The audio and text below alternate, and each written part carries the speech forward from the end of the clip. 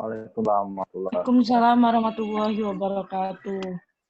Alhamdulillah wa syukurillah allazi qad a'tana ni'mahul hidayah. Asyhadu an la ilaha illallah wahdahu la syarikalah wa asyhadu anna Muhammadan abduhu wa rasuluhu la nabiyya ba'dah. Bersyukur kita kepada Allah Subhanahu wa taala, pada pagi yang berbahagia ini kita diberikan kesempatan untuk seminar pendidikan online. Kiranya kita mendapatkan berkah pada Jumat yang berbahagia ini untuk tujuan pelaksanaan seminar online yang sudah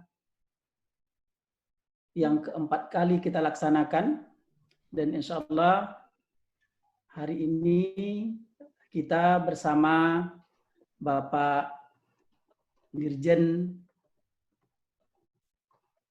Pak Muhammad Hamid Isdi. Bagaimana Pak kabarnya?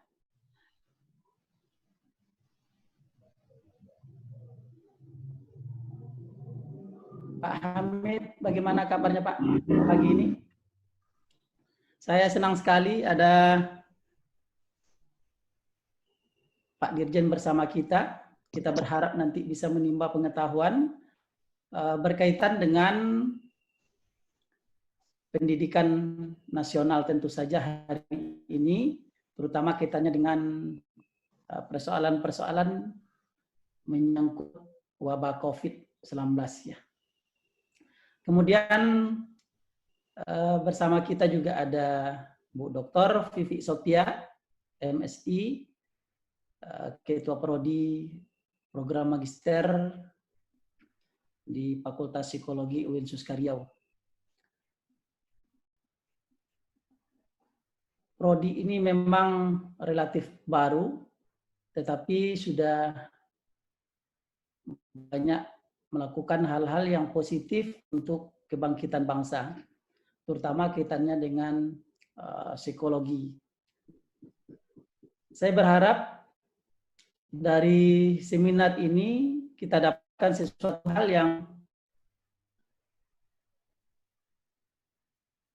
memiliki prospek yang lebih tepat, terutama kaitannya dengan persoalan yang berkaitan dengan kesehatan mental kita semua.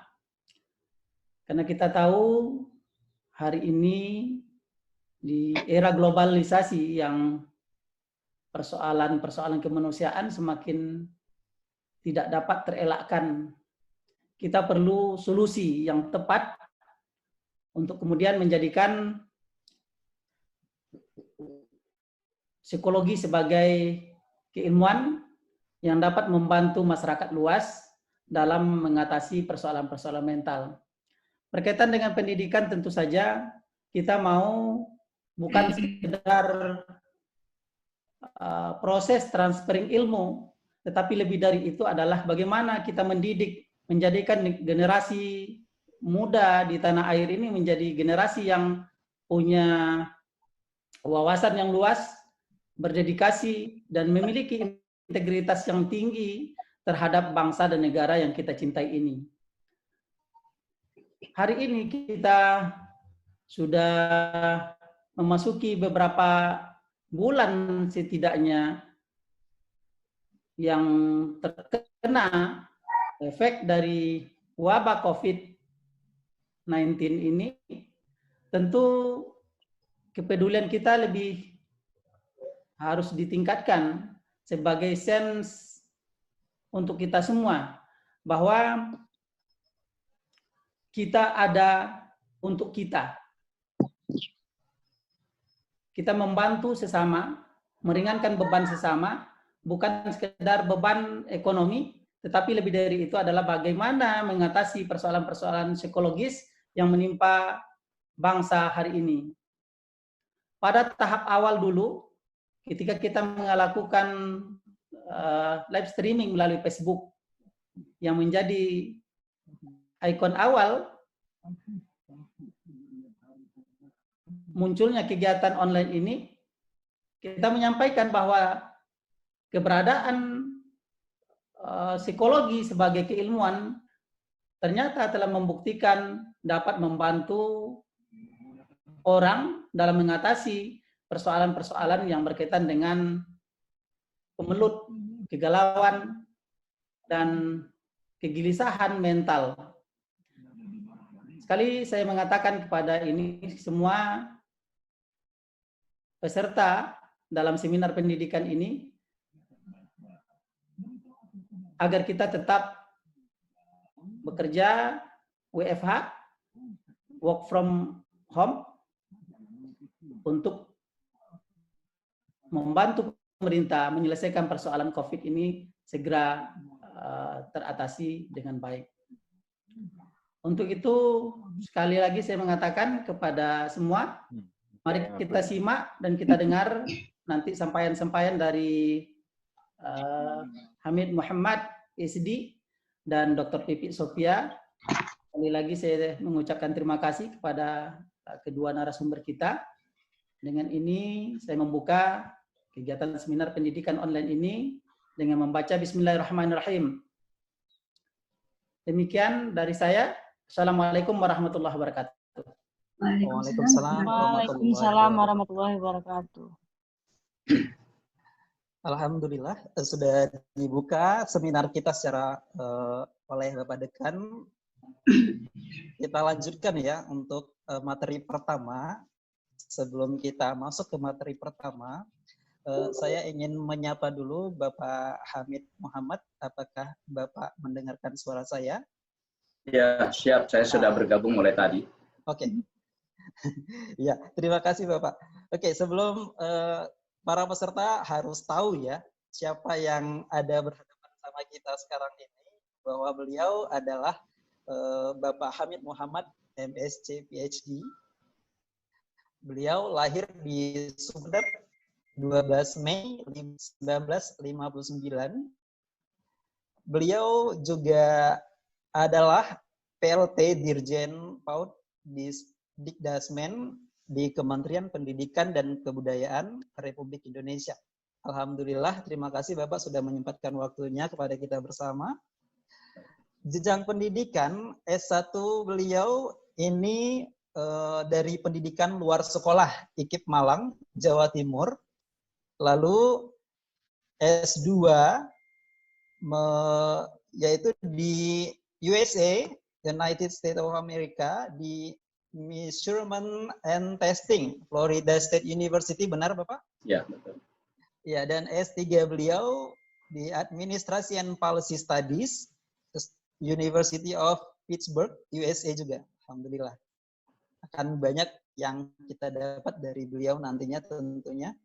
Dan seperti yang saya bilang tadi, bahwa pengalaman kerja beliau sangat banyak. Saya tidak bisa menyebutkan satu persatu.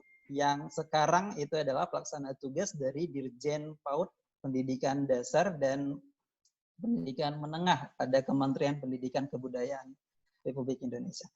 Nah, itu dulu kurikulum vitae beliau. Kepada Bapak untuk menyampaikan materinya, waktu dan tempat. Dengan saya hormat, silakan. Baik, terima kasih Mas sekalian. Assalamualaikum warahmatullahi wabarakatuh. Waalaikumsalam warahmatullahi wabarakatuh. Bismillahirrahmanirrahim. Alhamdulillahirabbil alamin. Shalatu wassalamu ala asyrafil anbiya'i wal mursalin sayyidina Muhammad wa ala alihi washabbihi ajmain. Yang saya hormati Bapak Dekan, Bapak Profesor Dr. Khairunas, dan Ibu Kaprodi, Fakultas Psikologi, dan hadirin sekalian para peserta webinar yang saya hormati. Saya akan share bahan paparan yang mungkin bisa dilihat bersama-sama. Ini saya sampaikan dalam perspektif pengambil kebijakan di Kemdikbud. Bagaimana kita menghadapi masalah pandemi COVID ini dan beberapa solusi yang sudah kita keluarkan selama ini. Nah, Ibu dan Bapak sekalian, mohon tayangan saya bisa dilihat atau tidak ya? Siap, Halo. bisa Pak, siap bisa. Bisa. Baik. Jadi Bapak sekalian, sejak tanggal 9 September, 9 Maret, Kemdikbud sudah mengirimkan semacam surat edaran ke semua satuan pendidikan mulai dari PAUD sampai perguruan tinggi agar kita mengantisipasi mewabahnya coronavirus di seluruh tanah air. Waktu itu yang kita minta itu agar semua satuan pendidikan termasuk siswa, guru, kepala sekolah, semua birokrasi pendidikan itu mengikuti protokol kesehatan yang dikeluarkan oleh KSP, Kantor Staf Kepresidenan, dan kita mengantisipasi kalau wabah ini sampai di daerah, semua daerah, sehingga nantinya kita harus bersiap diri apa yang harus kita lakukan. Dan 2 minggu kemudian, Ibu dan Bapak sekalian, maka keluarlah surat edaran Mendikbud nomor 4 tahun 2020. Saya kira teman-teman yang berasal dari sekolah itu sudah tahu apa saja yang diatur. Itu ada 6 hal yang diatur pada saat itu. Jadi yang pertama itu ujian nasional, yang kedua ujian sekolah, yang ketiga masalah kenaikan kelas, kemudian yang keempat itu PPDB, penerimaan peserta didik baru, dan antisipasi belajar dari rumah, kemudian deregulasi masalah BOS dan BOP. Nah, Ibu dan Bapak sekalian, pertama yang diumumkan Pak Menteri waktu itu adalah pembatalan UN tahun 2020. Bahkan SMK yang sudah melaksanakan separuhnya sudah melaksanakan, terpaksa juga kita batalkan. Karena pada waktu itu hampir 50% provinsi Indonesia itu mengajukan penundaan ujian nasional. Tapi setelah kita pertimbangkan bahwa penyebaran COVID ini tidak akan singkat, maka diputuskan UN dibatalkan. Termasuk dampaknya sudah kita sampaikan bahwa UN tidak lagi menjadi syarat kelulusan, syarat untuk mengeluarkan ijazah, dan seterusnya seperti dalam regulasi sebelumnya. Kemudian yang kedua ujian sekolah, sekalian. Ketentuannya ujian sekolah itu, ujian sekolah dalam bentuk tes yang mengumpulkan siswa itu tidak boleh dilakukan, kecuali yang sudah dilaksanakan sebelumnya. Ujian sekolah itu bisa dilakukan dalam bentuk portfolio, nilai rapor, dan prestasi yang diperoleh sebelumnya. Penugasan, termasuk sekolah-sekolah yang akan melakukan tes daring, itu masih diperbolehkan sepanjang dukungan infrastruktur, pembiayaan, dan seterusnya itu bisa ditangani. Nah, Ibu sekalian, ujian sekolah ini akhirnya kita berikan beberapa opsi. Opsi yang paling gampang itu adalah nilai 5 semester terakhir itu dijadikan dasar untuk ujian sekolah. Jadi untuk kelas 6, kelas 9, kelas 12. Kemudian nilai semester genap, karena anak-anak kita itu ada yang belajar sampai Maret, itu bisa digunakan sebagai tambahan nilai kelulusan. Yang SMP juga sama, SMP, SMA, dan SMK. Kalau SMK ditambah dengan nilai praktek selama 5 semester terakhir. Jadi ini ujian sekolah. Kemudian kenaikan kelas. Ini kenaikan kelas juga kita kasih opsi yang memungkinkan dilakukan oleh sekolah. Kalau bisa ujian kenaikan kelas itu secara daring, silahkan. Tapi tidak dipaksakan. Tetapi yang paling memungkinkan itu adalah nilai siswa untuk kenaikan kelas ini itu diperoleh melalui portfolio nilai rapor dan prestasi yang selama ini diperoleh siswa sebelumnya. Jadi semester ganjil sebelumnya itu bisa digunakan dasar. Ujian online itu silahkan, sepanjang infrastruktur mendukung, pembiayaan mendukung. Tapi tes dalam bentuk mengumpulkan siswa itu tidak boleh dilakukan. Ini berlaku untuk daerah yang sudah dinyatakan atau sudah menyatakan darurat COVID. Yang sudah menyatakan darurat COVID. Karena sampai sekarang, Ibu sekalian, tidak semua kabupaten itu menyatakan darurat COVID. Walaupun semua provinsi itu sudah menyatakan darurat. Jadi ini kenaikan kelas. Kemudian PPDB, penerimaan peserta didik baru. Ini yang kita lakukan mulai Mei ini. Jadi Mei ini sudah mulai diumumkan. Tetapi kita mendorong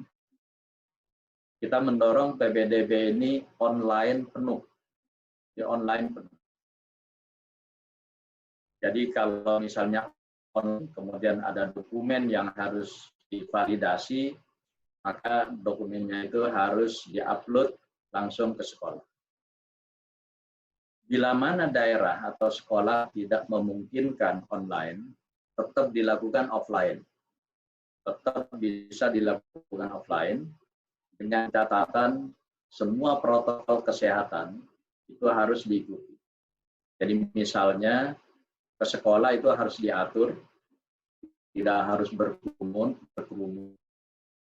harus ada antrian, pakai masker, sediakan tempat cuci tangan, dan seterusnya. Jadi betul-betul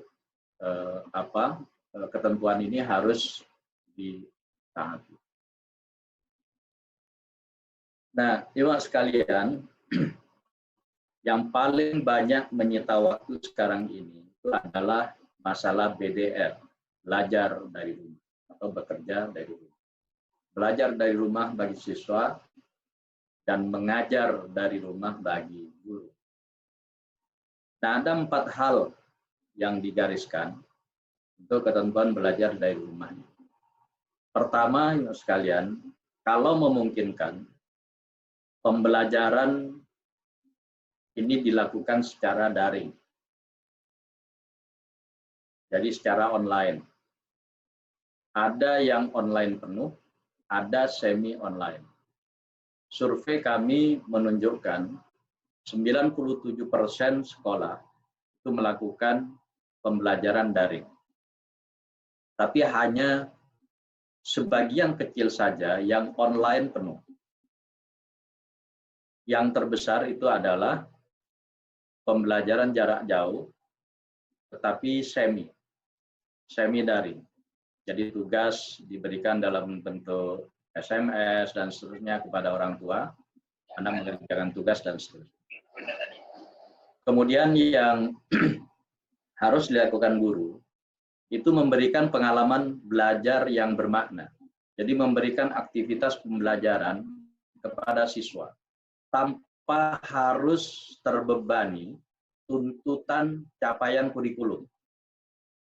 Jadi kalau selama ini para guru harus menuntaskan target-target dalam kurikulum, sekarang ini kita bebaskan. Kalau bisa mencapai target kurikulum, itu silakan dilakukan. Tetapi untuk daerah-daerah yang tidak memungkinkan, itu tidak usah dipaksakan untuk mencapai target kurikulum. Para guru tinggal memilih materi-materi esensial apa yang perlu diberikan kepada siswa. Jadi tidak semua topik, tidak semua tema itu harus diberikan kepada siswa. Kemudian yang kedua, agar difokuskan pada pendidikan kecakapan hidup. Anak-anak jangan hanya disuruh belajar dari buku sekolah.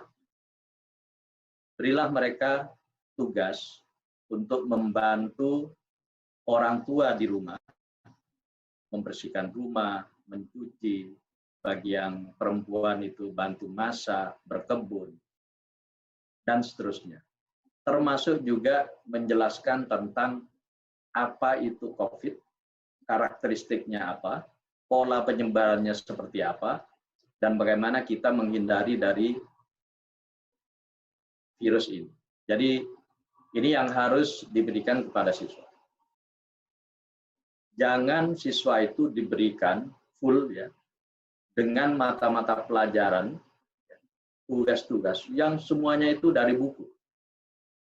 Kita tidak menginginkan yang namanya sekolah itu dipindah ke rumah.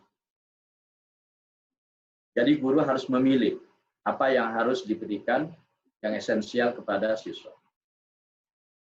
Kemudian yang berikutnya, pembelajaran dari rumah ini harus merespon perbedaan siswa, baik minatnya, tempat tinggalnya, termasuk juga akses belajar. Jadi Bapak sekalian para guru, mungkin ada yang hadir di sini, lihat perbedaan-perbedaan kondisi siswa di masing-masing daerah.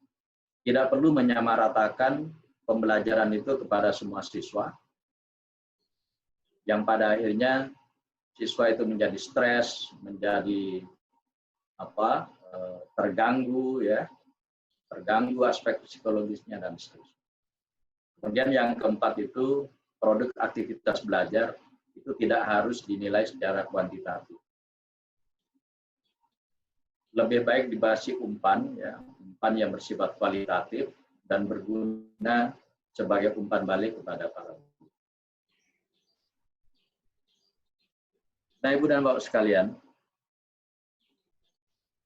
Kemdikbud meminta pembelajaran daring. Apa saja yang sudah dilakukan Kemdikbud selama ini? Pertama, Ibu sekalian, Kemdikbud menyediakan rumah belajar. Ini adalah platform e-learning punya Kemdikbud. Yang ini bisa diakses secara gratis. Dan kalau Ibu dan Bapak sekalian langganan Telkomsel, Indosat, XL, dan seterusnya, selama itu untuk kegiatan pembelajaran rumah belajar, ini bisa diakses secara gratis, juga pulsanya gratis. Kemudian ada beberapa pembelajaran daring lain ya, ada Google for Education, ada Ruang Guru, ada Kelas Pintar, ada Zenius, Kuiper, Edmodo, dan seterusnya. Itu semuanya partner-partner Kemdikbud yang sudah kita kumpulkan agar memberikan kemudahan kepada para siswa kita selama belajar dari rumah. Kemudian yang kedua, ini yang paling banyak dikeluhkan kan masalah pulsa. Kita bekerja sama dengan XL, Indosat, ya, termasuk Telkomsel, agar menyediakan kuota gratis atau kuota yang murah. Dengan XL kita sudah menyepakati ya pada akhir Maret tempoh hari, XL itu menyediakan 2 GB per hari selama 30 hari. Jadi 60 hari 30 hari itu sekitar 60 GB. Kemudian kuota 30 GB per 30 hari untuk Indosat per Ibu. Juga sama untuk Telkomsel itu 30 GB selama 30 hari. Kemudian gratis ya, conference dengan Webex. Kemudian untuk Zoom juga ya. Jadi semuanya kita kerjasamakan sekalian. Tetapi ini diakses melalui aplikasi masing-masing. Jadi Telkomsel itu ada My Telkomsel, ada XL, My XL, dan seterusnya. Itu di situ ada semua. Nah, yang ketiga, sekalian, itu layanan daring. Ada buku sekolah elektronik, kemudian Sapa Duta Belajar, Membaca Digital, dan seterusnya. Ada perpustakaan Kemdikbud yang secara elektronik bisa diakses. Sama yang keempat ini adalah yang terbaru ya, siaran pembelajaran melalui TV dan radio. Ini sudah kita lakukan sejak 13 April yang lalu. Nah, ini siaran TV selama 3 bulan ke depan, Ibu sekalian. Memang minggu pertama itu masih campur dengan program lain, tetapi sekarang sudah diblok mulai jam 8 sampai jam 11. Jadi untuk siswa yang fokusnya literasi, numerasi, itu berlangsung sampai jam 10.30, tetapi 10.30 sampai jam 11 itu sifatnya parenting. Jadi bimbingan kepada orang tua bagaimana mendampingi anak-anaknya belajar di rumah. Selebihnya itu adalah seni dan budaya yang kita juga siapkan. Nah, yang ketiga, Ibu sekalian, ini adalah relaksasi penggunaan dan BOS dan BOP PAUD dan kesetaraan.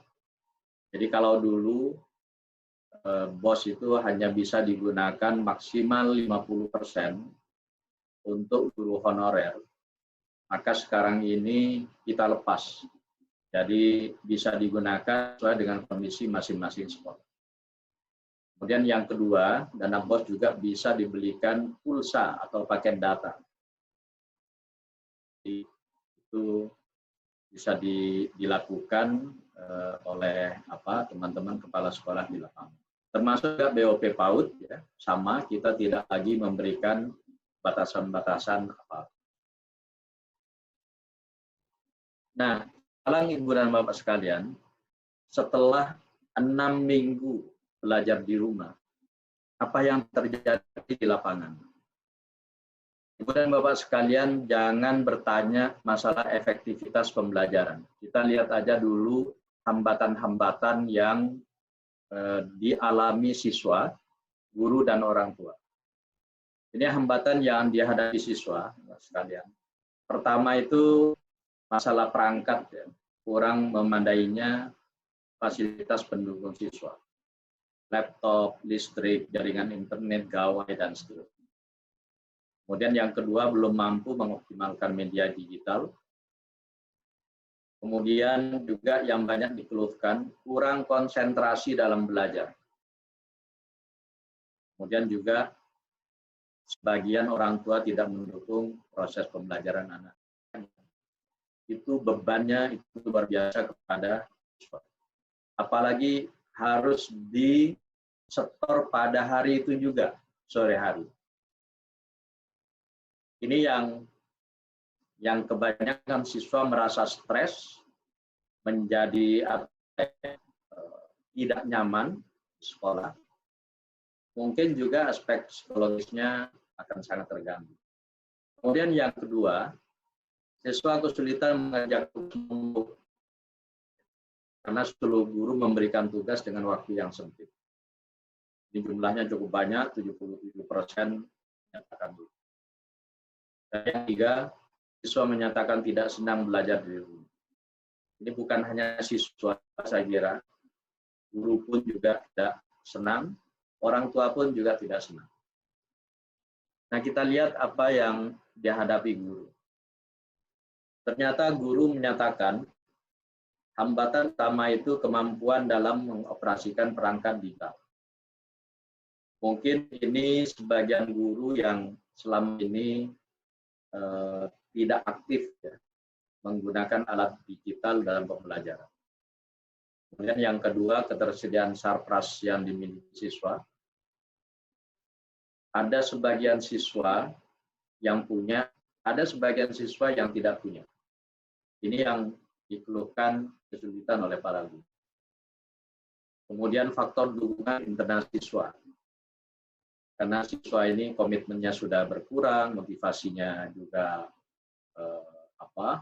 kurang bagus, tidak disiplin dan seterusnya. Jadi banyak faktor-faktor psikologis ya yang menjadi hambatan psikologis siswa, yang menjadi hambatan. Kemudian juga yang disebutkan adalah dukungan lingkungan siswa, yaitu orang tua dan keluarga lain. Itu yang menyulitkan para guru. Nah, kalau orang tua pada umumnya mengeluhkan satu masalah SPP. Jadi SPP terutama untuk sekolah swasta, itu 56% menyatakan tidak mau bayar SPP. Dan kalau ini terjadi, Ibu dan Bapak sekalian, maka akan banyak sekolah swasta yang rontok.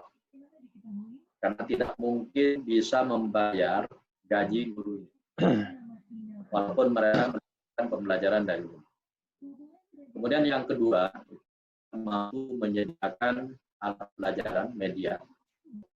Khususnya gawai. Nah, terus terang aja, Kemdikbud tidak mungkin menyediakan HP atau laptop untuk semua anak-anak. Kecuali pemerintah daerah di beberapa tempat itu menyediakan. Nah, yang kedua, Ibu sekalian, yang sekarang kami sedang pikirkan, ini adalah anak-anak yang berada di daerah 3T, di mana akses internet tidak ada, TV tidak ada, bahkan listrik pun itu tidak ada. Kami hari Senin kemarin telekonferensi dengan Kepala Dinas Halmahera Selatan. Mereka menyiasati dua hal. Jadi satu, buku-buku sekolah itu dipinjamkan kepada anak-anak. Kemudian Kepala Dinas kerjasama dengan RRI setempat. Dan para guru bergantian mengisi. Jadi mengisi materi di RRI dan radio komunitas.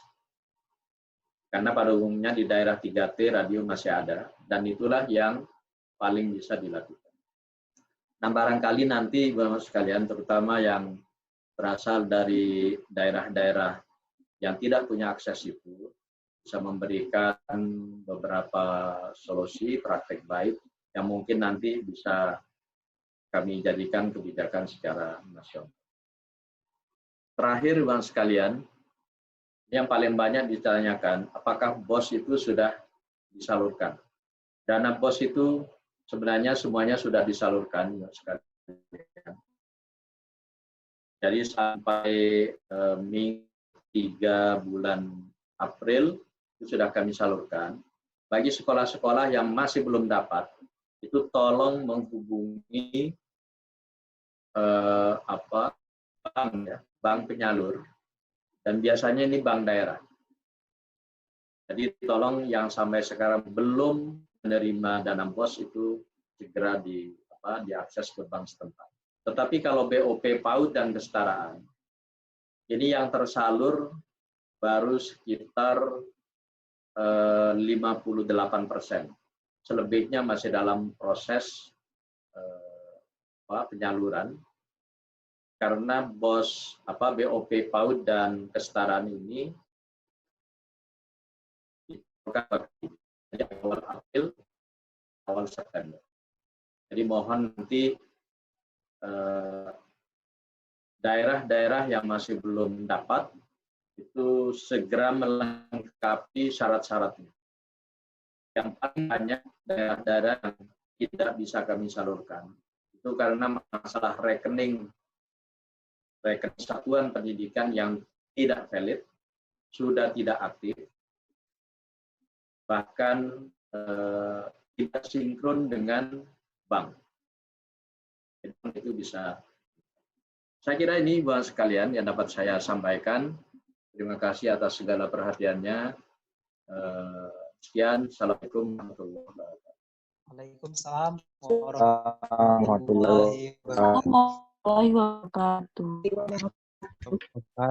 Baik, alhamdulillah untuk materi pertama, Muhammad sudah menyampaikan bagaimana kebijakan pemerintah berkaitan efek atau implikasinya dari COVID-19 ini. Kemudian para peserta untuk yang ingin bertanya kepada Pak Ahmad, tentunya seperti yang saya sudah katakan tadi, silakan tulis nama, daerah asal, dan pertanyaannya di fitur chat. Oke, baik, kita akan memasuki untuk materi yang kedua. Untuk itu sebelumnya akan saya bacakan kurikulum vitae beliau. Sebelumnya saya sapa dulu Ibu Vivi. Apakah mendengar? Ya, sudah. Oke, saya bacakan kurikulum vitae. Nama Dr. Vivi Sofiah, SCMSI. Beliau lahir 15 Oktober 1976 dan sekarang aktif di dosen Fakultas UIN Suska. Riwayat pendidikan S1 beliau ada di Universitas Muhammadiyah Surakarta, S2 Universitas Gadjah Mada Yogyakarta, dan S3 Universitas Islam Negeri Sultan Syarif Kasim. Berkaitan dengan buku atau publish penelitian, beliau sudah banyak, jangan diragukan. Tema kita bagaimana pendidikan di masa pandemi dari perspektif psikologi bisa dijabarkan kepada kita semua, Ibu. Kepada teman-teman atau rekan peserta, saya ingatkan sekali lagi untuk mengmutkan suara dari aplikasi Zoom-nya. Oke, baik, pada Ibu Vivi, waktu dan tempat kami persilakan. Baik, terima kasih Dede. Assalamualaikum warahmatullahi wabarakatuh.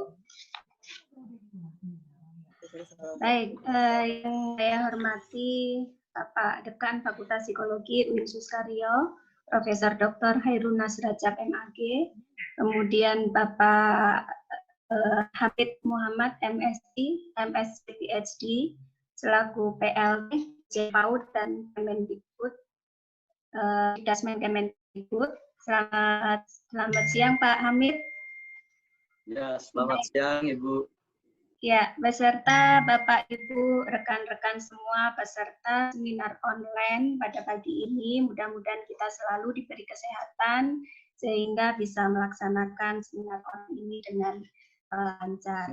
Baik, terima kasih kepada Dede yang sudah menjadi moderator pada pagi ini. Sudah bisa di-share PPT Ibu? Sudah bisa di-share? Bisa? Bisa kita share PPT-nya, Dek? Iya. Bisa?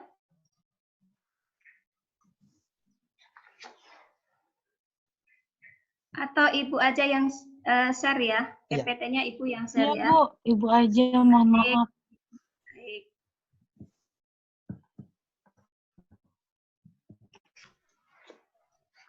Baik, untuk tema pada kali ini saya coba akan membahas atau menjelaskan tentang pendampingan anak selama studi from home yang memang sudah sebulan lebih kondisi pandemi COVID-19 ini kita rasakan dan memang berdampak pada semua lini kehidupan, diantaranya bidang pekerjaan dan juga bidang pendidikan.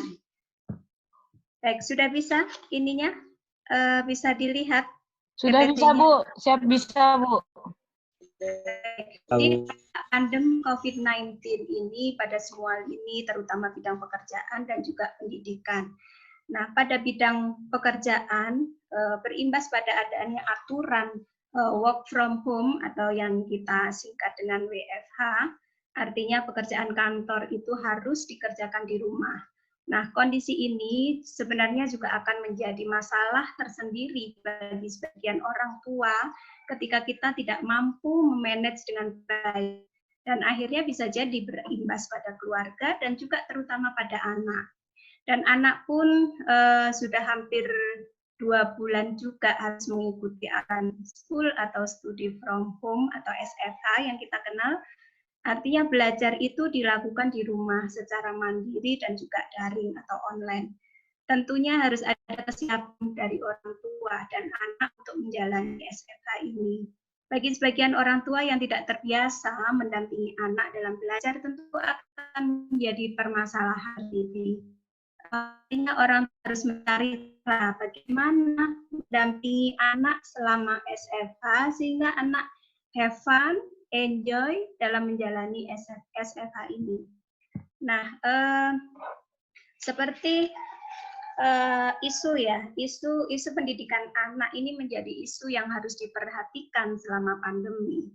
Kebijakan belajar di rumah itu menjadi tantangan tersendiri bagi anak-anak.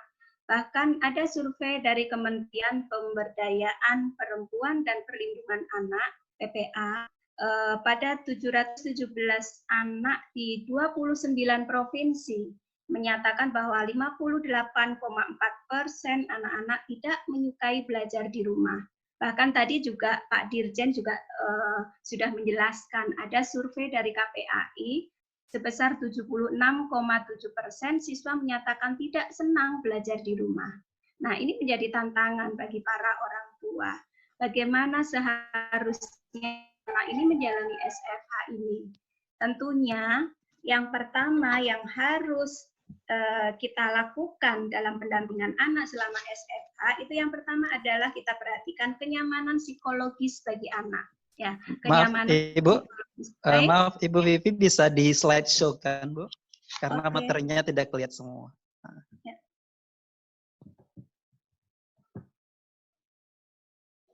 Ini kelihatan? Oke, terima kasih Bu. Jadi anak selama menjalani SFH itu yang paling utama adalah 2 hal ini ya. Ada kenyamanan psikologis, kemudian juga ada perilaku disiplin dalam menjalani SFH. Bagaimana sebenarnya orang tua itu mencoba membangun kenyamanan psikologis anak selama SFH ini? Setidaknya ada 3 hal yang mungkin bisa kita lakukan bagi para orang tua dalam mendampingi anak selama SFH. Yang pertama yang bisa kita lakukan adalah apa yang disebut dengan bonding attachment. Ya. Bonding attachment ini sebenarnya berasal dari 2 kata ya, ada bonding dan ada juga attachment. Bonding itu adalah proses pembentukan, sedangkan attachment itu dia membangun ikatan. Artinya, bonding attachment itu adalah sebuah peningkatan hubungan kasih sayang dengan keterikatan batin antara orang tua dan anak. Nah, ini diperlukan sekali pada masa anak menjalani SFH ini. Ya, karena apa? Anak hampir 24 jam full bersama kita. Maka saatnya mulai kita para orang tua meningkatkan bonding attachment kita terhadap anak.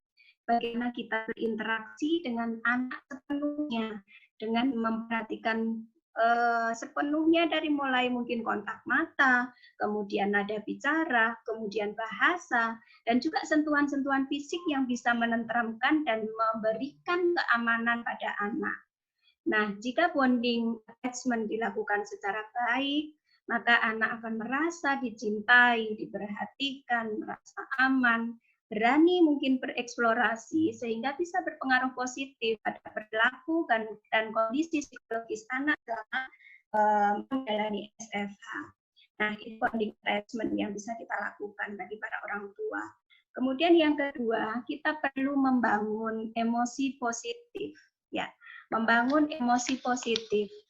Dengan cara bagaimana? Mungkin perlu kita membuat agenda yang bisa dilakukan selama SFH dengan membangkitkan kesenangan agar emosi positif anak dan orang tua itu tetap terjaga. Ya, perlu juga orang tua mempertimbangkan karakteristik anak dalam belajar. Bagaimana gaya belajar anak sehingga anak melakukan SFH itu dengan menyenangkan. Contoh kecil saja. Anak semangat belajar jika ada makanan. Maka orang tua harus menyediakan makanan itu sehingga anak semangat belajar jika ada makanan tersebut. Karena memang gaya belajar anak itu seperti itu. Ada makanan, maka dia senang belajar, dia semangat belajar. Itu contoh kecilnya. Kemudian misalnya kita sepenuhnya ketika kita melakukan dan juga menikmatinya. Coba kita ilustrasikan. Setiap kali kita habis piknik ataupun wisata, bukankah kita menjadi fresh setelah melakukan wisata ataupun piknik gitu ya? Kita menjadi fresh. Nah, itu karena apa? Karena mindful living kita hadir sepenuhnya, menikmati apa yang ada di sekitar kita dan bagaimana menikmati apa yang kita lakukan. Nah, sama halnya seperti kita hadirkan perasaan, pikiran pada saat kita mendampingi anak selama SFH. Rasakan keadaan tubuh kita menyatu dengan aktivitas pendampingan anak selama SFH. Seperti tadi juga Pak Dirjen sampaikan bahwa ada tugas cakapan hidup yang semestinya diberikan oleh guru untuk siswanya. Dan orang tua harus mendukung tugas tersebut. Maka fungsi mindful living seperti tadi disampaikan Pak Dirjen. Kalau anak-anak perempuan mungkin saatnya belajar memasak gitu ya. Nah, coba orang tua bangkitkan mindful cooking-nya gitu. Hadir bersama anak, hadir pikiran, hadir perasaan, tidak hanya fisik saja, tapi pikiran, perasaan hadir bersama-sama anak untuk memasak. Nah, itu yang dinamakan dengan mindful ya, mindful cooking. Bisa juga mindful praying. Ya, bersama-sama kita sholat, misalkan mengaji, tapi dengan hadir sepenuhnya. Mindfulnya itu dapat ya. Sehingga itu akan menjadikan pendampingan anak selama SFH itu bisa menjadi hasil dan juga kita juga rileks dalam mendampingi anak dalam mendampingi anak-anaknya sendiri ya di rumah mendampingi belajar. Mereka mengeluh ya, artinya guru kan sudah biasa mendampingi anak belajar di sekolah. Namun ketika mendampingi anaknya sendiri di rumah, rupanya repotan ya, dan bahkan ada ungkapan lebih baiklah saya mengajar 20 orang anak ini di sekolah daripada mengajar 1 orang anak sendiri di rumah. Nah, ini sebenarnya apa, fenomena apa gitu ya. Kalau kita pikir sebenarnya kan sama-sama mendidik, sama-sama mendampingi anak dalam belajar. Bedanya settingnya di sekolah dan di rumah.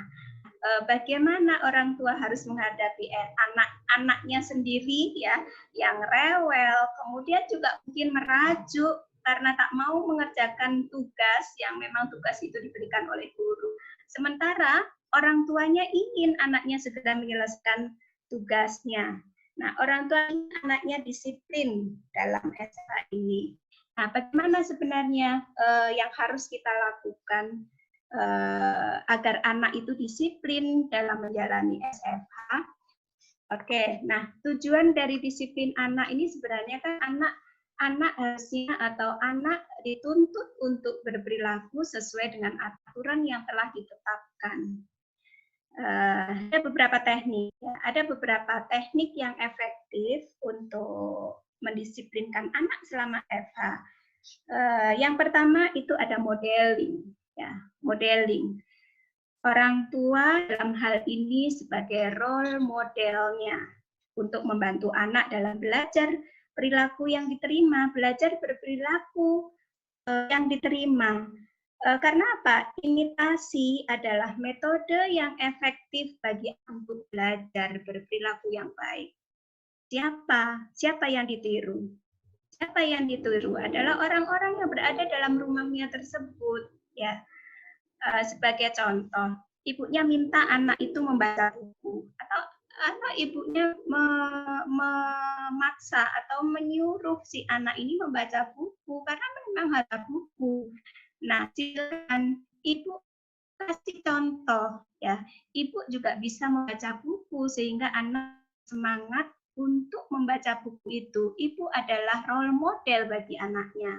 Ya, jadi itu bisa kita lakukan modeling untuk mendisiplinkan anak. Kemudian yang kedua ada rules. Ya, rules itu aturan-aturan yang dibuat dan mungkin juga disepakati antara orang tua dengan anak secara adil dan reasonable, ya. Artinya berikan penjelasan kepada anak sesuai dengan kemampuan kognitifnya. Kenapa aturan itu dibuat? Jadi kita diskusikan sama anak, anak harus seperti apa yang dibolehkan, apa yang tidak diizinkan, tidak dibolehkan, itu disepakati dalam aturan itu, ya. Sehingga jika anak melanggar aturan itu, maka ada konsekuensinya, ya. Jadi itu aturan-aturan yang harus disepakati bersama dengan mempertimbangkan tadi karakteristik anak, ya. Kemudian yang kedua ada time out. Time out ini tadi saya bilang bila anak melanggar aturan, ya. Bila anak melanggar aturan-aturan yang sudah kita sepakati, silahkan anak beri waktu beberapa saat agar anak memahami bahwa anak telah berperilaku yang tidak diterima. Jadi ada penjelasan, ya, ada waktu, kemudian ada penjelasan dari orang tua sehingga anak bisa memahami bahwa perilaku itu tidak bisa diterima, gitu. Kemudian yang terakhir ada natural and logical consequences, ya, ini apabila apa? Apabila anak apabila anak melanggar aturan itu, maka dia harus terima konsekuensinya, gitu. Nah, keempat ini adalah teknik disiplin yang efektif untuk anak selama menjalani SFH. Baik, mungkin itu saja materi dari saya tentang pendampingan anak selama SFH. Mungkin saya lebih ke aspek psikologisnya, ya, baik itu dari orang tua dalam parentingnya ke anak sehingga anak bisa menjalani SFH ini dengan nyaman, dengan enjoy, ya. Artinya tetap di rumah tapi dia belajar dengan bahagia. Baik, saya kembalikan kepada moderator. Baik, terima kasih Ibu Vivi yang sudah memaparkan bagaimana sesungguhnya pelaksanaan SFH home. Kita mungkin kalau di dewasa work from home ya Bu, Iya. yang bagi yang sudah bekerja. Namun bagi anak-anak kan kebanyakan yang menjadi problem adalah bagaimana si orang tua itu mengendalikan anak di rumah sebagai orang tua, karena orang tua juga sebagai guru nanti di rumah. Oke, pada para peserta yang silakan untuk bertanya, sekali lagi saya ingatkan bahwa pertanyaan itu bisa diketik di fitur chat agar bisa untuk kita baca. Oke, baik. Mungkin ini ada pertanyaan pertama yang diajukan oleh Chandra Harahap. Saya Chandra Harahap mau bertanya. Pada hakikatnya, sekolah sudah banyak memberikan bantuan paket data untuk para guru. Akan tetapi, ada juga kendala dari pihak peserta didik yang orang tuanya kurang mendukung. Nah, kira-kira bagaimana nih Pak? Ini pertanyaan saya pikir untuk Pak Hamid Muhammad ya. Kira-kira bagaimana trik atau tips guru agar bisa bekerja sama dengan orang tua untuk pendidikan pada saat pandemi ini? Oke. Pak Hamid. Ya baik, silakan Pak. Saya sebenarnya sudah chatting juga itu di situ, tapi nggak apa-apa. Saya sampaikan ya. Jadi sebenarnya keberhasilan belajar dari rumah itu tergantung pada komunikasi yang baik antara guru dan orang tua. Jadi ini yang harus dibangun terlebih dahulu. Memang tidak mudah ya Ibu Ahmad sekalian, karena para guru harus menghubungi orang tua, dan tidak semua orang tua itu welcome ya, karena dianggap merepotkan. Tapi inilah cara terbaik kita harus memastikan bahwa pembelajaran di rumah itu bisa berlangsung dengan baik. Kalau orang tuanya mendukung, saya yakin ya di beberapa tempat itu berlangsung dengan baik. Tapi ketika komunikasi antara guru dan orang tua ini sudah nggak ketemu, itu biasanya jadi masalah. Jadi itu yang pertama. Yang kedua, kalau misalnya ya, itu ada orang tua yang nggak mau kompromi. Anaknya mungkin bukannya disuruh belajar, bukannya didampingi, malahan diajak bekerja seperti yang disampaikan oleh salah satu penulis yang ada di sini. Ya mau tidak mau nanti keputusan kenaikan kelas itu diberikan oleh guru berdasarkan portfolio anak yang bersangkutan sebelum terjadinya COVID. Kan anak misalnya kelas 4 SD ya, mereka kan sudah belajar 1 semester yang lalu, dan kemarin Januari, Februari, Maret juga ada yang belajar. Maka mau tidak mau, penentuan kelulusannya, kenaikan kelasnya itu didasarkan pada portfolio anak itu. Ini memang sebagian mengatakan, oh ini tidak fair, karena ada beberapa anak ya yang sudah dikontak nggak bisa terhubung ya, dan seterusnya dikunjungi oleh beberapa guru atau utusan sekolah, ternyata yang bersangkutan diajak kerja kemana gitu. Nah oleh karena itu basis kenaikan kelasnya bagi para guru itu didasarkan pada semester ganjil, jadi mulai Juli tahun lalu sampai Desember plus selama pembelajaran 2 bulan atau 3 bulan berikutnya. Jadi itu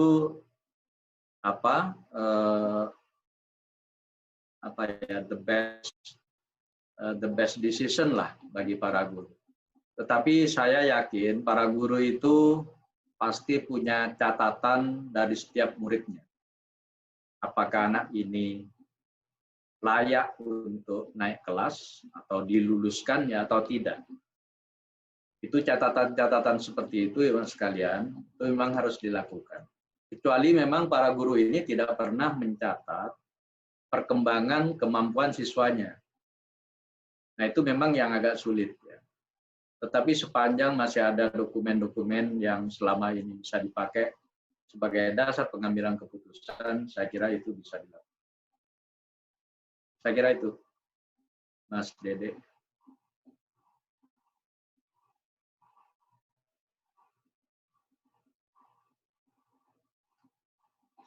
Mikrofonnya belum on, Mas Dede. Ya, terima kasih Pak Hamid yang sudah menjawab.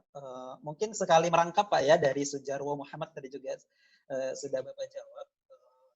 Oke, kita masuk ke pertanyaan berikutnya.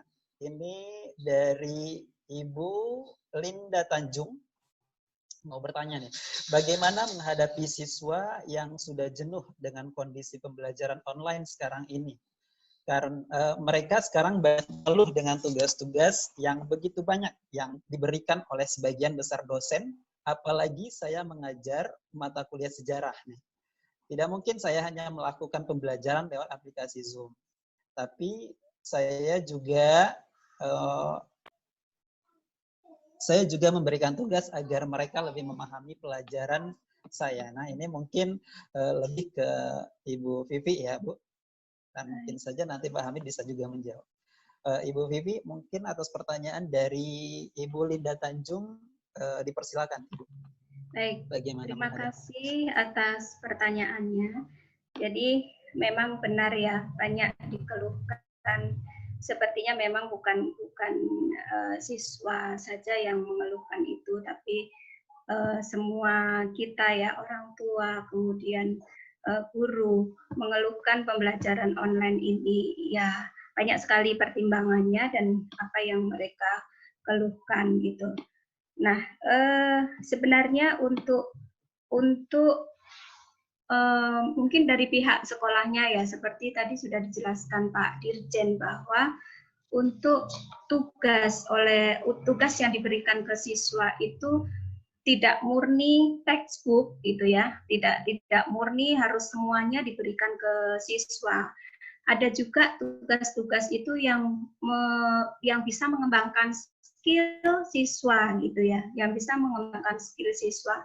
Jadi kalau saya coba perhatikan tadi apa yang disampaikan oleh Pak Dirjen, bahwa materi-materi dalam mata pelajaran itu tidak harus semuanya diberikan, tapi berikan materi-materi yang punya poin-poin penting sehingga itu bisa diberikan ke siswa, ditambah dengan pengembangan skill ya, pengembangan skill atau keterampilan-keterampilan siswa, sehingga ada variasi dalam belajar anak di rumah, tidak melulu mengerjakan tugas secara textbook, tapi juga dengan belajar menyenangkan seperti yang saya tadi sampaikan, bahwa ada misalkan tadi ada mindful cooking gitu ya.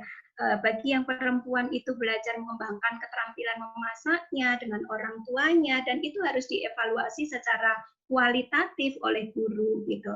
Jadi tadi sebenarnya tujuan kebijakan bahwa tidak semua materi harus full diberikan ke anak secara online ya, tapi harus ada juga materi-materi yang bisa mengembangkan soft skill atau keterampilan-keterampilan anak.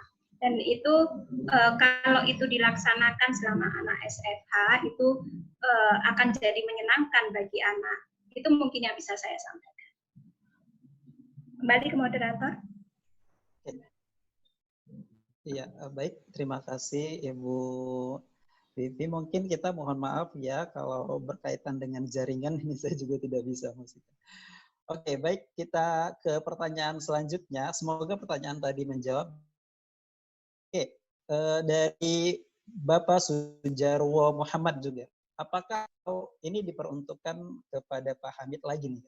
Apakah kalau keputusan akhir diambil pada saat BDR, anak tidak naik kelas, apakah adil buat mereka setelah dilakukan evaluasi? Lanjutan pertanyaan tadi, Pak. Ayo, Pak, silakan Pak Hamid ditanggapi. Terima kasih. Jadi sekali lagi ya, Ibu dan Bapak sekalian, kita ini berada di masa darurat. Jadi ketika berada di masa darurat, maka regulasi yang bersifat reguler itu tidak berlaku.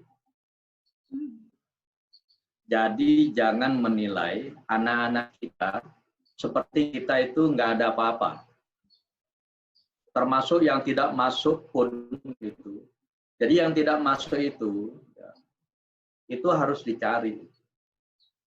Entah guru itu ngontak orang tuanya, kalau nggak bisa terkontak itu mungkin TU sekolah, dicari keberadaannya seperti apa. Jadi memang harus dilakukan. Dan ini memang keluhan yang banyak terjadi ya. Ada beberapa anak ya yang memang tiba-tiba menghilang ya. Tidak ada kabar beritanya, orang tuanya juga susah didapat dan seterusnya. Nah ini memang tugas terberat guru. Itu harus karena ini kan kita pelayan ya, melayani anak-anak. Jadi dimanapun mereka berada itu memang harus dicari. Nah, nanti kalau misalnya tetap tidak muncul, kan para guru ini punya catatan ya, seperti apa sih anak-anak ini reaksinya selama ini. Apakah memang tidak memenuhi syarat ya, apakah menengah atau segala macam. Intinya para guru itu harus cari tahu apa yang terjadi dengan anak yang tidak pernah muncul ini. Apakah sakit, apakah mengungsi ya, pindah kemana, itu harus cari tahu. Nah, ketika nanti kenaikan kelas, maka guru yang harus punya professional judgment ya. Professional judgment berdasarkan hasil pendidikan ya selama semester pertama ya, semester ganjil kemarin, ditambah dengan 2 bulan terakhir atau 3 bulan terakhir itu seperti apa? maka guru harus memutuskan anak ini layak naik atau tidak. Jadi seperti itu. Jadi jangan Ibu dan Bapak sekalian menggunakan pedoman-pedoman yang dikeluarkan oleh Kemdikbud, oleh Dinas, dan seterusnya, yang itu hanya berlaku untuk masa biasa. Sekarang ini makanya tidak normal. Jadi ini diserahkan semuanya kepada keputusan guru. Mana anak-anak yang memang perlu naik, mana yang tidak. Kalau misalnya khawatir ya nanti dipersoalkan, gunakan aja nilai semester yang lalu, tambah separuh semester yang sekarang sedang jalan. Jadi itu.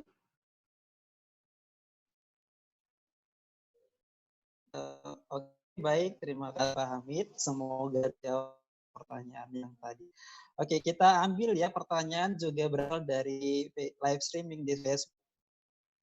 Dari Ibu Yulat Kurniawati Asra, beliau bertanya kepada Ibu Dokter Vivi.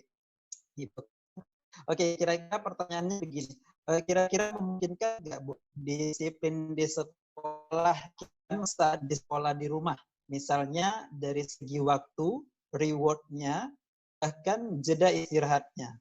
Kira-kira jika diterapkan dampak positif dan negatifnya apa ya Bu? Oke, silakan kepada Ibu Vivi untuk bisa menanggapi dari Ibu Yulita Kurniawati Asra. Terima kasih Dede, terima kasih Bu Yulita. Ini kawan saya nih. Baik, Bu Yulita, ini saya bisa merasakan itu. Bu Yulita dengan dua anak yang sedang menjalani SFH, ya satu SMP ya Bu Yulita ya, satu SMP kemudian satu SD. Sebenarnya waktu itu saya terpikir juga untuk mendisiplinkan anak ini, ya untuk mendisiplinkan anak, haruskah kita, sebenarnya itu pertanyaannya sama itu yang saya pikirkan juga, haruskah saya coba membuat agenda, kemudian aturan yang rules yang kita buat tadi sama persis dengan pada saat anak-anak ini berada di sekolah gitu ya.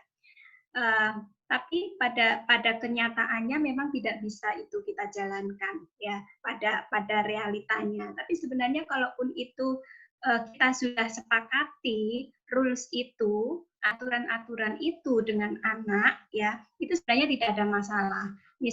Terapkan aturan itu, terkadang kita terapkan dan terkadang juga tidak, nah menjadi masalah karena akhirnya tidak konsisten menjalani SFH itu. Kita disiplin di sekolah itu kita adopsi untuk mendisiplinkan anak belajar di rumah. Jadi saya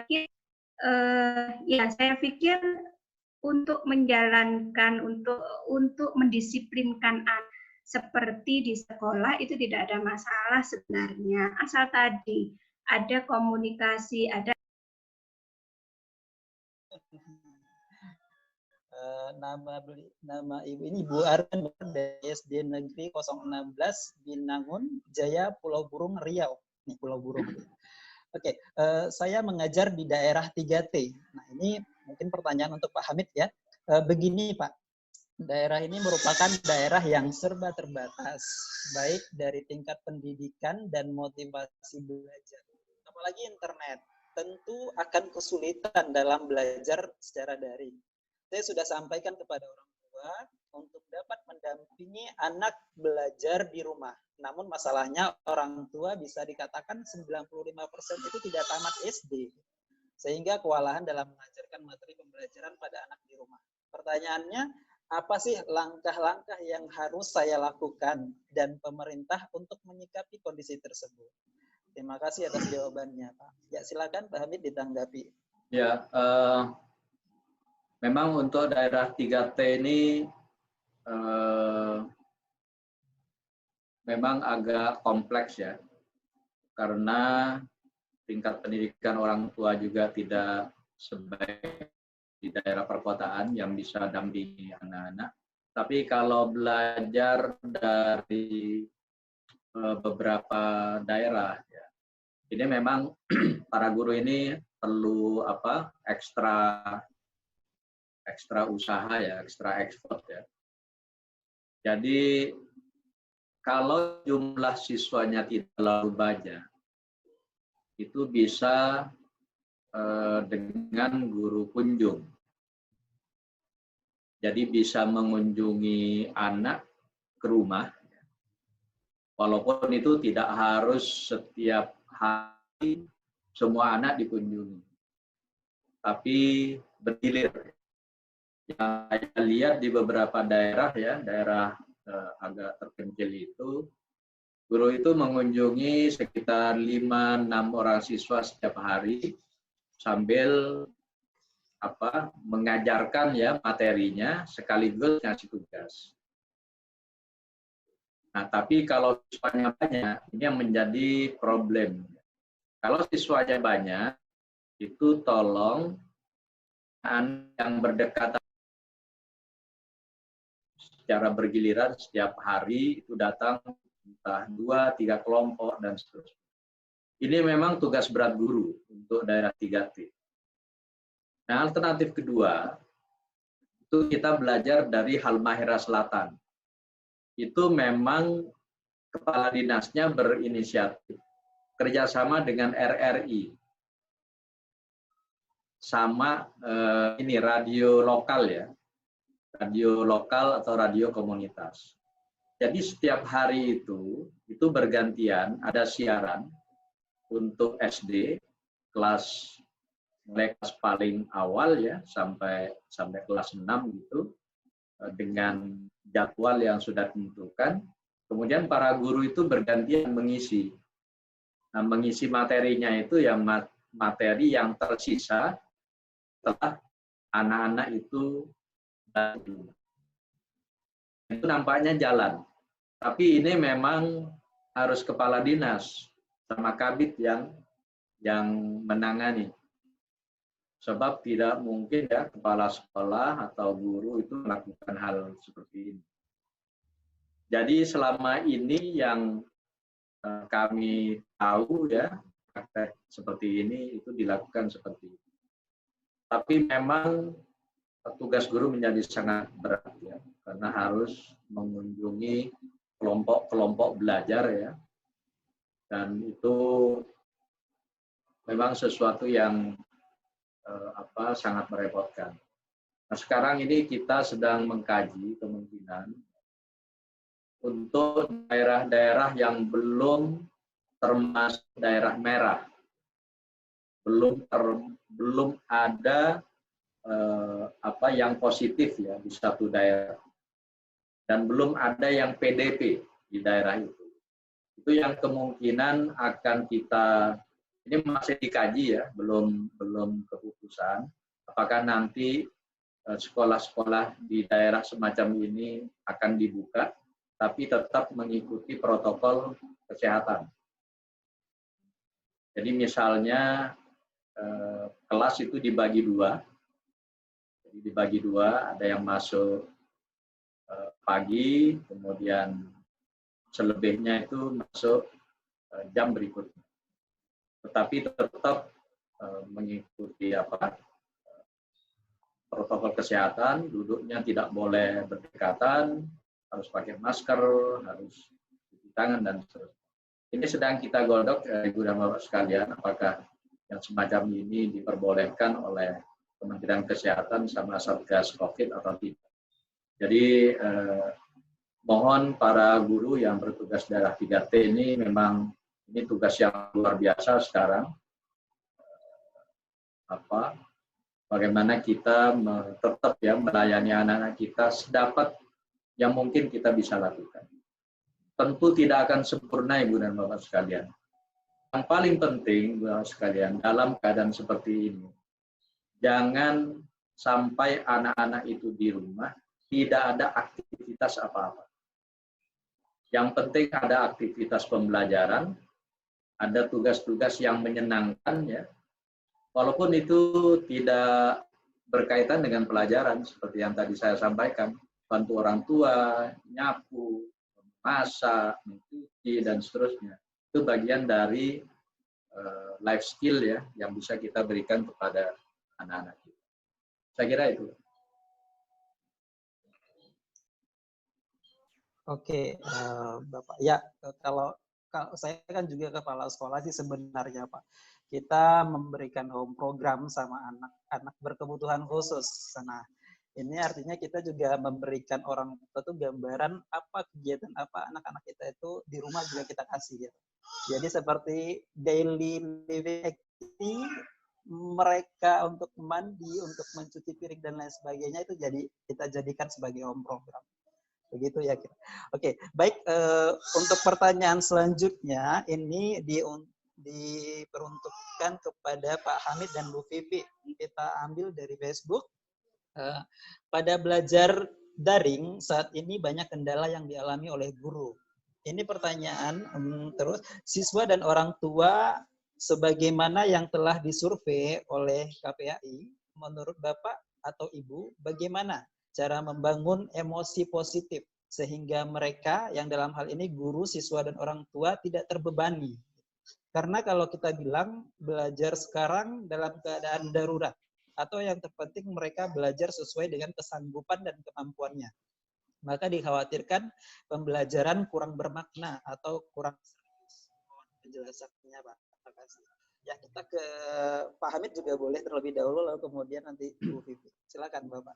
Ya, pertama ya, agar pembelajaran itu menyenangkan, tolong kalau ngasih tugas kepada siswa itu harus terukur ya. Siswa itu sebenarnya mintanya tugasnya itu kalau ngerjakan soal itu nggak lebih dari 5 soal dari setiap guru. Tapi ada guru itu yang ngasih sampai 25 soal, 30 soal ya. Yang itu harus dikerjakan hari itu dan harus disetorkan sorenya. Jadi itu beban luar biasa. Kalau SD itu masih lumayan. Tapi kalau SMP satu hari kalau sampai ada 3-4 guru ngasih tugas-tugas mengerjakan soal, merangkum buku. Kalau SMA itu yang dikeluhkan itu membuat video. Membuat video yang dikeluhkan ya. Itu akan sangat menyita siswa, apalagi dibatasi dikirim sore harinya. Jadi tolong kalau ngasih tugas itu yang reasonable ya, yang masuk akal. Jangan terlalu banyak. Ini masa yang tidak normal. Masa normal pun kalau seperti itu pasti anak-anak tidak akan bisa mengerjakan dengan baik. Itu yang pertama. Terus yang kedua, jangan hanya ngasih tugas kepada siswa ya, berupa soal-soal. Buat yang lebih bervariasi. Jadi lebih bervariasi. Mungkin hari ini ngasih tugas soal. Yang hari berikutnya suruh membaca sebuah narasi. Kemudian suruh akum menurut bahasa anak-anak sendiri. Tidak usah terlalu. Kemudian kasih tugas lagi apa? Misalnya menceritakan apa yang dilakukan oleh warga sekitar selama masa COVID. Jadi banyak hal-hal yang bervariasi sehingga anak-anak itu tidak jenuh. Kalau ini bisa dilakukan, Mas sekalian, saya yakin anak-anak itu akan senang ya melakukan hal-hal yang bervariasi setiap hari dan juga tidak terlalu berat.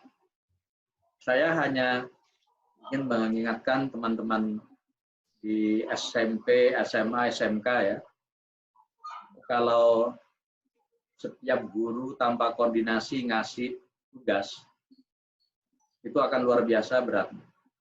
Makanya kepada semua kepala sekolah, semuanya itu harus dikoordinasikan. Jadi ini yang bisa saya sampaikan. Terima kasih, Mas Dede. Terima kasih Bapak, mungkin Bu Vivi bisa juga menanggapi. Ya silakan. Terima kasih atas pertanyaannya. Tadi juga sudah dijelaskan oleh Pak Hamid ya kaitannya dengan guru memberikan tugas, bagaimana karakteristik tugas yang harus diberikan ke siswa sehingga siswa bisa melakukan SFH itu dengan menyenangkan.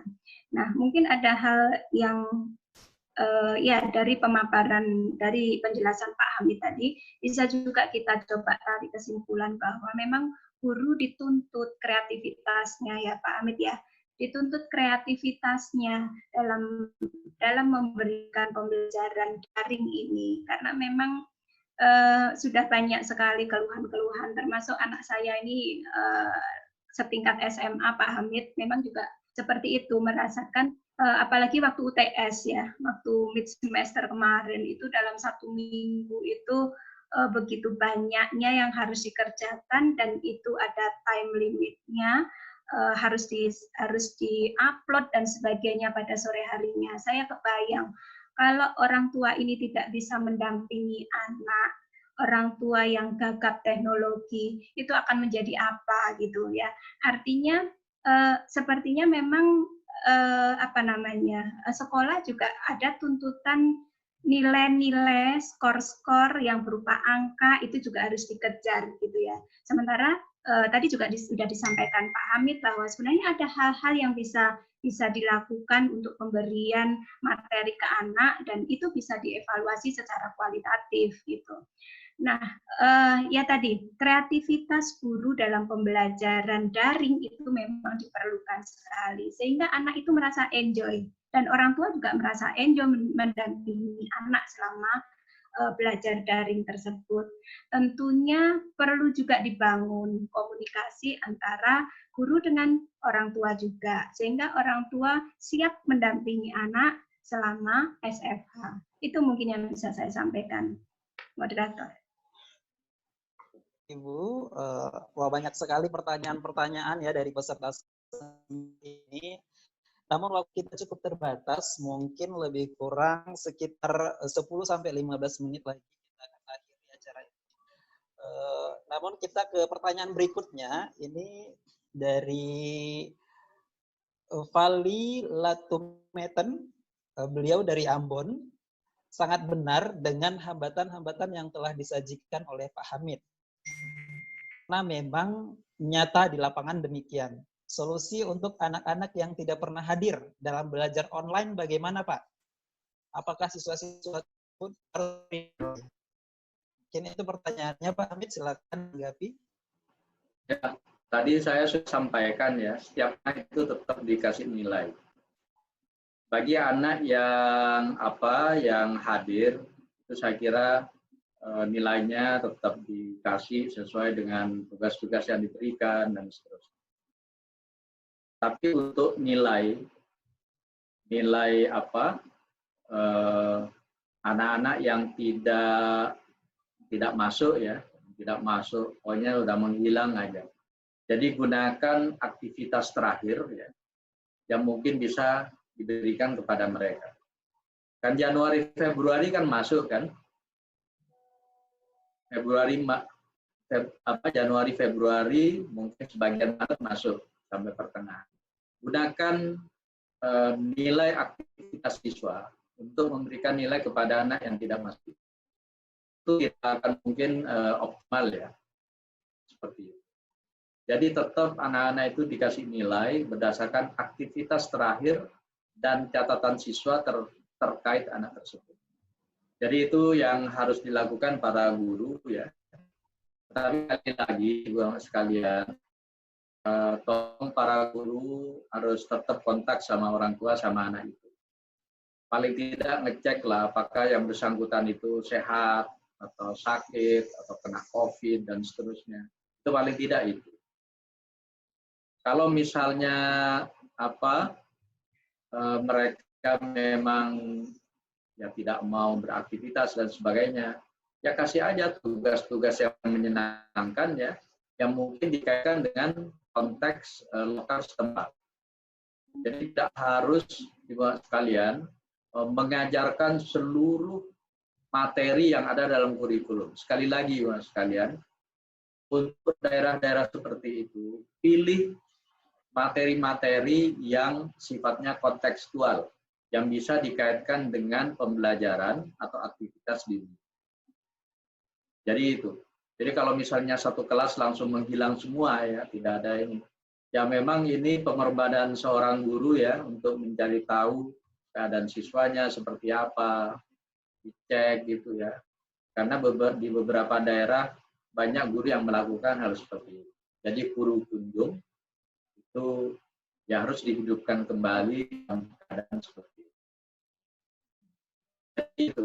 Jadi sekali lagi nilai tetap diberikan berdasarkan penilaian guru terhadap aktivitas terakhir. Oke, baik Bapak Hamid, terima kasih. Mohon maaf kepada para peserta seminar, kita sangat terbatas. Saya ambil secara random saja dari Suryadi Adi.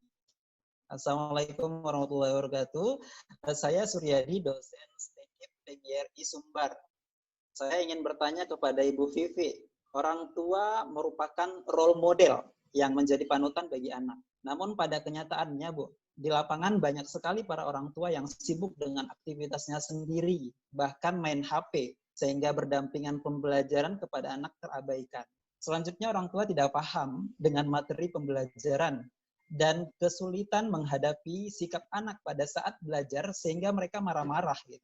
Orang tua. Pada anak-anak pun merasa kesal sehingga orang tua akan menjadi role model malah menjadi dibenci anak. Mohon pencerahannya untuk kita bersama. Baik, terima kasih Pak Suryadi. Jadi seperti yang sudah saya jelaskan tadi ya, ada beberapa cara untuk membangun kenyamanan psikologis pada anak selama anak menjalani SFH. Salah satunya tadi mindful living gitu ya. Hadir secara fisik, pikiran, perasaan untuk mendampingi anak selama belajar ya. Jadi kalau orang tuanya mendampingi anak belajar masih juga pegang HP, masih juga main HP, itu mindfulnya nggak dapat gitu ya. Jadi hanya fisiknya saja mungkin yang hadir, tapi pikiran, perasaan tidak hadir di situ. Nah, tadi sudah saya jelaskan di awal bahwa kenyamanan psikologis anak itu dibutuhkan. Anak belajar dari rumah. Ya, SFH itu butuh sekali kenyamanan psikis.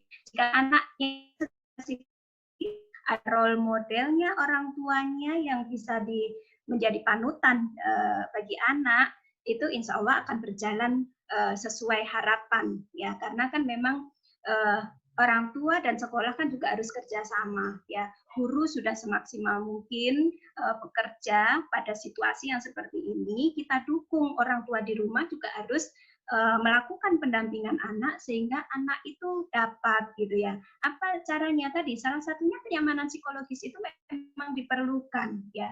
Well-being, kesejahteraan anak itu memang harus kita tumbuhkan ya. Salah satunya tadi mindful. Maka ya tadi saya mohon kepada para orang tua untuk mendampingi anak dalam belajar itu memang harus full ya, harus full, kehadirannya itu harus full, tidak hanya fisik saja tapi pikiran, perasaan menyatu dengan anak sehingga anak memang merasa nyaman dalam belajar.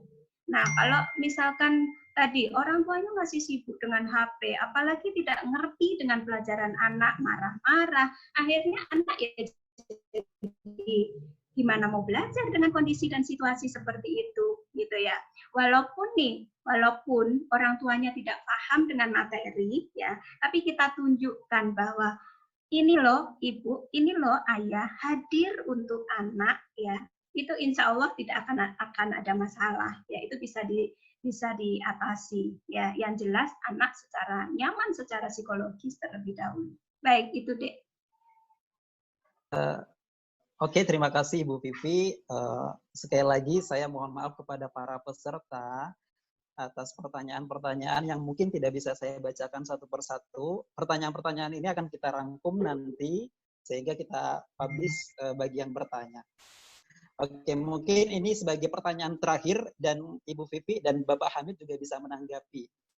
Pertanyaannya seperti ini, Bapak dan Ibu. Ada ocehan anak-anak di Instagram nih. sekarang mereka sedang belajar menjadi pengangguran. Dalam tanda petik ya, penganggurannya dalam tanda petik. Sekarang mereka sedang belajar menjadi pengangguran. Menyedihkan kalau hal ini tidak disikapi segera. Bagaimana? Itu Bu. Ya, Ibu dan Bapak mungkin bisa menanggapi. Terima kasih. Silakan Ibu. Baik, mungkin Pak Amit terlebih dahulu, silakan Pak. Oke, boleh Bapak. Bu Vivi dulu. Baik, baik. Jadi penganggurannya dalam tanda petik ya itu ya. Iya, Pengangguran tersirat apa sekali yang ya. dimaksud dengan pengangguran gitu ya. Anak belajar menjadi pengangguran. Pengangguran apa yang dimaksud itu ya. Tidak akan terjadi seperti itu kalau tadi sudah kita lalui tahap-tahap. Anak kan memang sebenarnya anak ini bukan libur ya. Anak ini bukan libur harus berdiam diri di rumah, kan tidak. Karena kita istilahnya kan school from home, bukan school at home kan ya. Jadi anak itu belajar dari rumah ya. Terkadang konsep-konsep itu yang harus diterapkan ke orang tua, yang harus difahami kepada orang tua bahwa sebenarnya untuk situasi dan kondisi darurat ini bukan anak libur ya, bukan anak libur loh gitu ya. Maaf, saya potong sedikit. Baik. Mungkin ini yang mengeluarkan suara isi hatinya adalah para mahasiswa. Para mahasiswa yang notabene mungkin akan memasuki dunia kerja. Sehingga dihadapkan seperti kondisi dan seperti ini. Oh, ini bukan siswa, tapi mahasiswa. Bukan siswa, ya mahasiswa. Nganggur gitu ya. Nganggur gitu ya. Iya ya. Coba sama Dedek nih. Mahasiswa nganggur nih, belajar nganggur nih. Saya juga gitu ya. Saya enggak. Ya, artinya mahasiswa pun kan sama kan, belajar dari rumah kan. Iya kan? Bukan libur kan, gitu. Bahkan ya seperti contohnya salah satunya ini nih, saya mohon maaf Pak Amit, saya itu mengapresiasi betul para mahasiswa S2 Psikologi UIN ini begitu gigihnya melaksanakan kegiatan ini tanpa pamrih, berawal dari sebenarnya dari mata kuliah ini Pak Amit. Ya, berawal dari mata kuliah psikoterapi Islam sehingga muncul ide-ide, ayolah kita berbuat sebagai mahasiswa dalam menghadapi situasi yang seperti ini, apa yang bisa kita lakukan? Salah satunya seminar online yang sudah 4 kali ini ya, Cahaya ya, sudah 4 kali tayang gitu ya. Jadi sebenarnya mungkin saya bisa titip pesan pada para mahasiswa. Kalau masih ada yang berpikiran bahwa kita ini belajar jadi pengangguran, coba tunjukkan mahasiswa ini para pemuda loh yang menjadi tumpuan kita nantinya gitu. Bagaimana menyikapi hal yang seperti ini ya? Carilah kreasi-kreasi yang bisa sesuai dengan kemampuan kita untuk coba berkontribusi dengan situasi yang seperti ini. Itu saja, Dedek. Ya, terima kasih. Mungkin Pak Hamid juga bisa menyampaikan Pak apa maksud dari kata mereka itu. Silakan Bapak. Jadi kalau saya lihat ini para mahasiswa ini kan ekspresi ketidakpuasan ya dengan kondisi yang ada sekarang. Saya juga ngajar ya di UNJ, Universitas Negeri Jakarta. Tapi semua mahasiswa yang saya bimbing, yang saya ajar, itu saya berikan schedule ya, aktivitas apa yang harus dilakukan, termasuk ketika waktu longgar ya. Justru bagi para mahasiswa ini kesempatan terbaik ya, untuk mengupdate diri ya. Jadi kalau mahasiswa itu jangan menunggu disuruh atau ditugaskan. Jadi para mahasiswa itu harus memikirkan apa yang harus disiapkan untuk menghadapi masa depan ya. Terutama ketika prediksinya ini kan 2021 kan ekonomi akan booming ya. Akan booming. Nah, ketika booming pasti itu lapangan pekerjaan itu akan banyak. Saya hanya menyarankan bagi para mahasiswa yang mungkin merasa terpenjara dengan kondisi seperti ini ya, atau tidak ada aktivitas, lakukan 3 hal ya, 3 bidang yang bisa dipelajari, ditekuni, yang akan menjadi syarat untuk memasuki dunia pekerjaan ke depan. Yang pertama itu bahasa. Jadi tolong para mahasiswa persiapkan mulai sekarang, bahasa itu jadi kunci. Jadi kunci pekerjaan masa depan. Mau bahasa apapun. Kalau ya bahasa Inggris, bahasa Arab, bahasa Jepang, bahasa Mandarin, silakan itu tekuni. Saya yakin itu tidak akan tidak akan membuat bosan di rumah mempelajari. Apalagi sekarang belajar bahasa kan bisa menggunakan beberapa aplikasi ya, yang sudah tersedia di App Store atau di Play Store dan seterusnya. Itu yang pertama. Yang kedua, itu kemampuan IT. Di kemampuan IT ini menjadi syarat mutlak nanti kalau bekerja di mana-mana. Jadi mumpung sekarang pelajari itu kemampuan IT, kemampuan media sosial dan seterusnya. Yang itu banyak ada di komputer kita, sepanjang ada akses internet. Kemudian yang ketiga, pilih satu skill. Jadi skill yang bisa ditekuni. Kalau mahasiswa, saya sarankan belajar menulis. Menulis apa saja, itu skill. Atau skill vokasi lainnya, silakan bisa dikembangkan ya, sesuai dengan bakat, minat, dan kondisi masing-masing mahasiswa. Jadi saya kira kalau itu diisi, saya yakin para mahasiswa itu akan sibuk dan tidak akan pernah berkeluh kesah di Instagram. Jadi bahasa, IT, sama kemampuan skill tertentu. Terima kasih, Mas Dede, Ibu dan Bapak sekalian. Mohon maaf kalau ada yang kurang. Dan saya sarankan, terutama bagi para guru, kepala sekolah, dan seterusnya.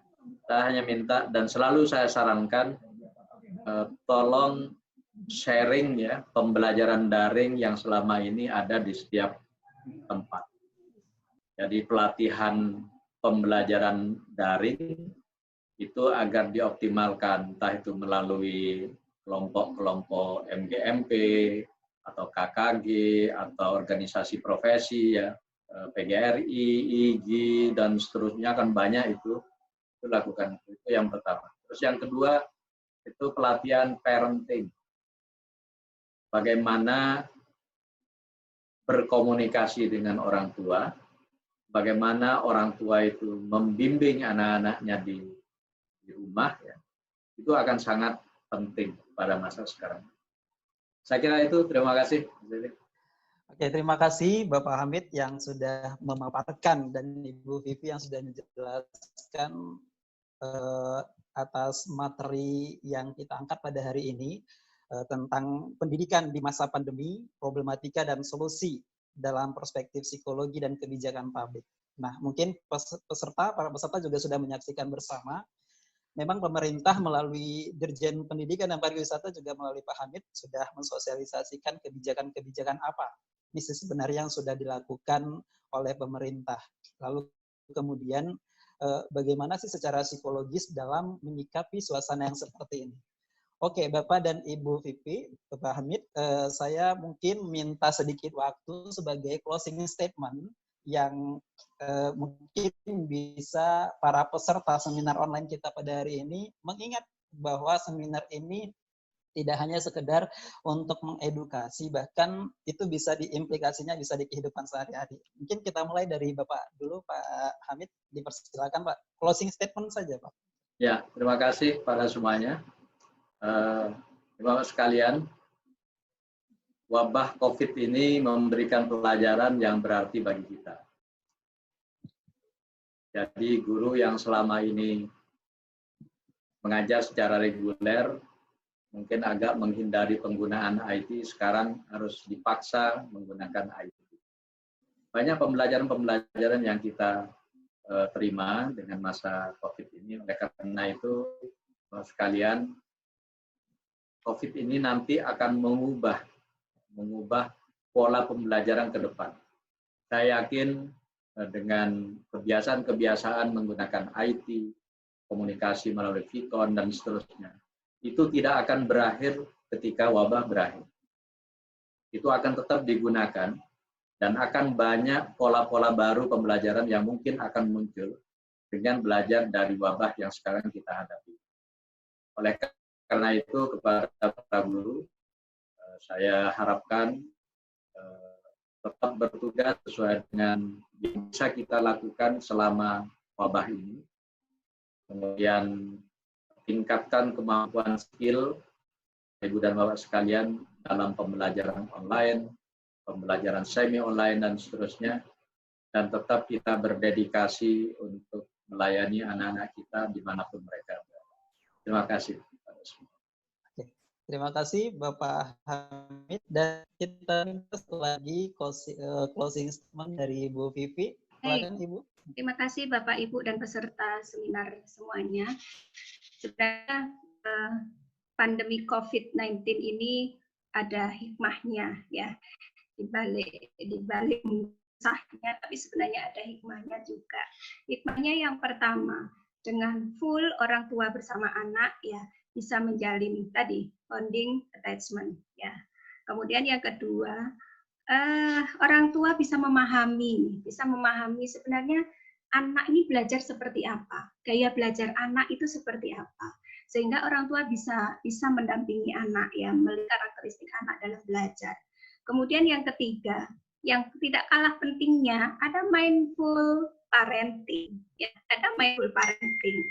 Orang tua bisa hadir bersama anak, perasaan bisa kita curahkan pada anak, sehingga anak merasa well-being-nya meningkat, ya, kesejahteraan psikologisnya meningkat dalam menjalani pandemi seperti ini. Karena kalau nyaman secara psikologis, artinya imunnya kan jadi lebih baik, gitu. Ya, baik, itu saja deh. Baik, terima kasih Ibu Vivi. Saya pikir dua buah closing statement yang disampaikan oleh pemateri tadi merupakan kesimpulan dari hasil seminar kita pada kali ini. Baik, sekali lagi kita ucapkan sama-sama terima kasih banyak kepada Ibu Vivi dan Bapak Hamid. Kita doakan bersama semoga Bapak dan Ibu beserta keluarga dalam keadaan sehat walafiat, dan peserta seminar juga demikian. Amin. Saya jujur,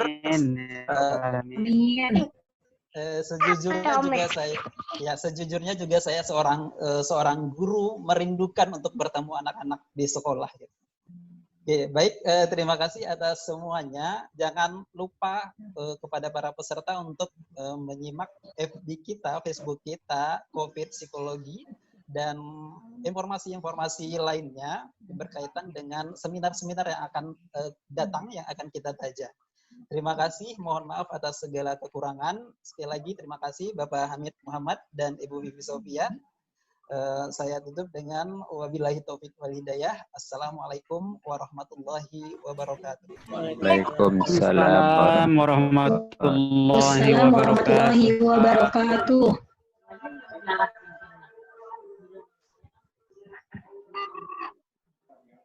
Untuk kepada seluruh peserta, untuk informasi sertifikatnya kita informasikan di grup WA.